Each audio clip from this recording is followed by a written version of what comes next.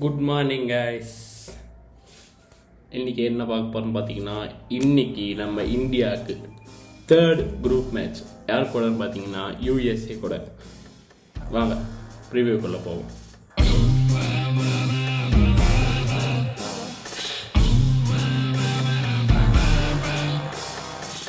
போன மேட்ச் பார்த்தோம் பாகிஸ்தான் கூட. எப்படியோ நம்ம ஜெயிச்சிட்டோம் வரா, அந்த மாதிரி தான். ஒரு சூப்பர்பான ஒரு பவுலிங் பர்ஃபார்மன்ஸ். பும்ரா, ஹர்திக் பாண்டியா, சிராஜ், ஹர்ஷ்தீப் சிங், அக்ஷர் பட்டேல், ஜடேஜா, இந்த 6 பேரும் அருமையாக பவுலிங் போட்டு நம்மளுக்கு வின் பண்ணி கொடுத்துருக்காங்க.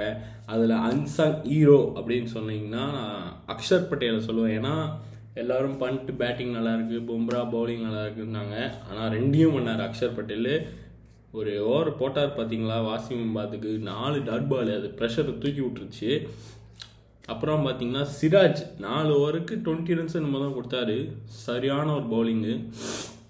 ஹர்ஷ்தீப் சிங் லாஸ்ட் ஓவர் சூப்பராக போட்டார். ஏதோ நஷீப் ஷா எங்கேயோ தூக்கி விட்டார். நல்ல பால் தான் பொறுத்தவரை. பும்ரா பா என்ன மாதிரி பவுலருங்க. பாபர் அசம் விக்கெட் மெயின், அப்புறம் ரிஸ்வான் விக்கெட் மெயின், ரெண்டுத்தையும் தூக்கி கொடுத்தாரு. அப்புறம் பார்த்தீங்கன்னா ஹர்திக் பாண்டியா பா மனுஷன் சரியான கம்பேக்கியா. பேட்டிங் மட்டும் பழைய மாதிரி ஆடியா நீ மாசியா. ஓகே, அது போன மேட்ச்சு. இப்போ அடுத்த மேட்ச் பற்றி பேசுவோமா?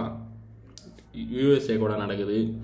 எங்கன்னு பார்த்தீங்கன்னா அதே லோ ஸ்கோர் வென்யூ யூஎஸ்ஏல தான் நடக்குது, நியூயார்க்கில். USA versus India. First time T20 ஆடுறாங்கன்னு நினைக்கிறேன். ஓடிஐ கூட ஏதோ ஆடிருக்காங்க இதுக்கு முன்னாடி. கோரி ஆண்டர்சன் மட்டும்தான் இது வரைக்கும் இந்தியாவுக்கு எகென்ஸ்டாக ஆடிருக்காரு. அதுவும் அவர் நியூசிலாண்டில் இருக்கும்போது T20யில் ஒரு டைம் தான் ஆடிருக்காரு. 34 ரன் அடிச்சிருக்காரு அந்த மேட்ச்சு. ஞாபகம் வச்சுக்கோங்க, 34 ரன் அடிச்சிருக்காரு. விக்கெட் எடுத்தது யாருன்னு பார்த்தீங்கன்னா நம்ம பும்ரா.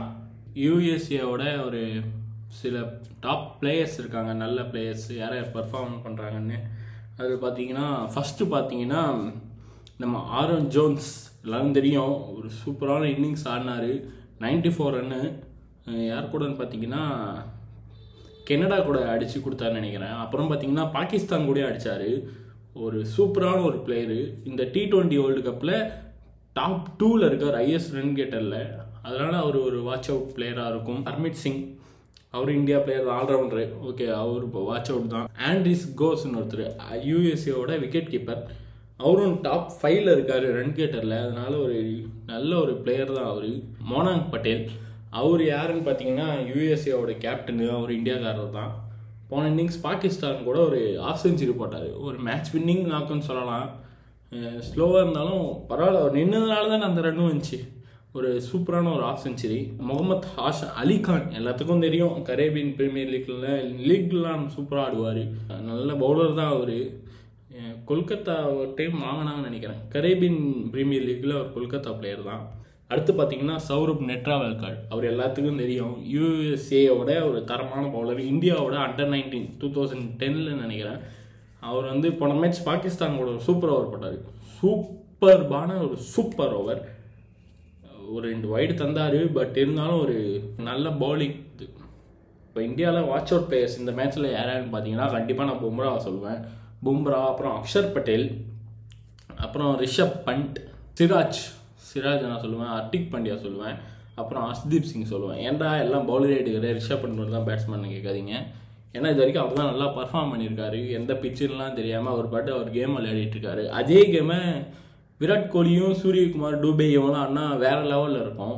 விராட் கோலி வந்து அவரோட டிஃபென்சிவ் ஸ்டைல் இருக்கும் பார்த்தீங்களா, ஒரு 13-15 ஓவர் ஒருத்தரே பொறுமையாக நின்று ஆடிட்டு அப்புறம் அடிக்கணும். அந்த மாதிரி அதுதான் அவரோட கேமு. அந்த மாதிரி அவர் ஆடினா கொஞ்சம் நல்லாயிருக்கும். அக்ரெசிவ் காட்டினாமல் கொஞ்சம் அவர் ஸ்டைலில் ஆடினா கொஞ்சம் மேட்ச் இன்ட்ரெஸ்ட்டாக போகும்.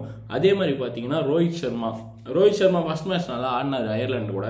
போன மேட்ச்சு நல்லா ஸ்டார்ட் கிடச்சிது. அப்புறம் பார்த்தீங்கன்னா கொஞ்சம் ஸ்லோ பால் போட்டு அதே பாலை போட்டு விக்கெட் எடுத்துட்டாங்க.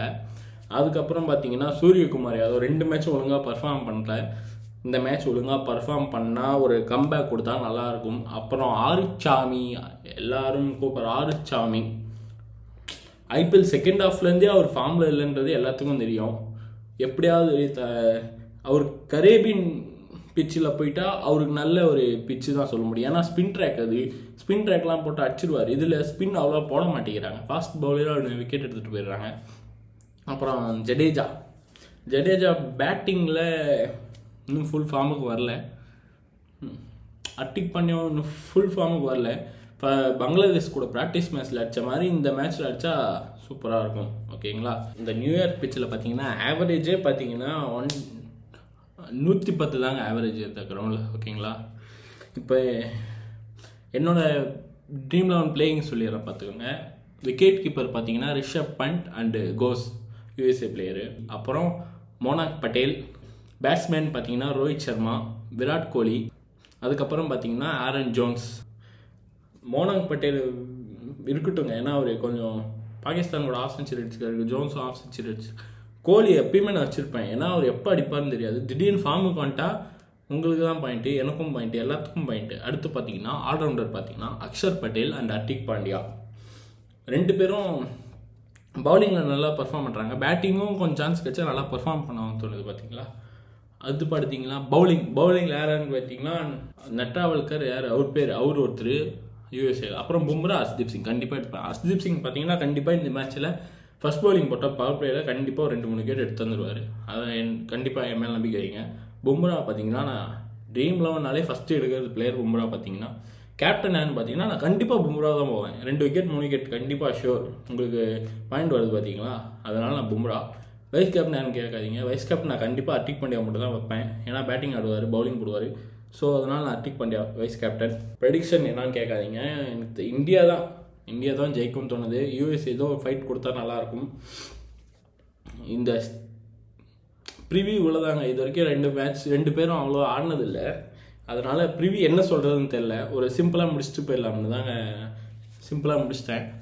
எதுவும் திட்டாதீங்க கமெண்ட் செக்ஷனில், என்னடா ரிவ்யூ இவ்வளோதான் இருக்குன்னு. ஓகேவா? இந்த வீடியோ பிடிச்சிச்சுன்னா லைக் பண்ணுங்கள், ஷேர் பண்ணுங்கள், கமெண்ட் பண்ணுங்கள். அடுத்த வீடியோ சந்திக்கலாம். பாய்.